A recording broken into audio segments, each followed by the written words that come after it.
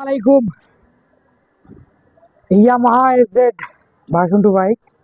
তো বাইকটা যদি মানে গিয়ার দিয়ে টান আছে ক্যারেট করে উঠতেছে, মানে ছিঁড়ে গেল। তো এখন আমরা এটার স্পট কভারটা খুলবো, খুলে দেখবো আসলে সমস্যাটা কি।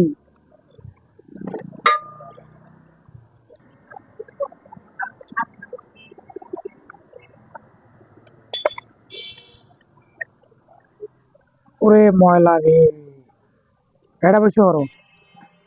এই দেখেন স্পকেটের অবস্থা দেখছেন। আর কত কিলো চলবে প্লিজ কমেন্ট করে সবাই জানাই দিবেন যে এটার অবস্থান।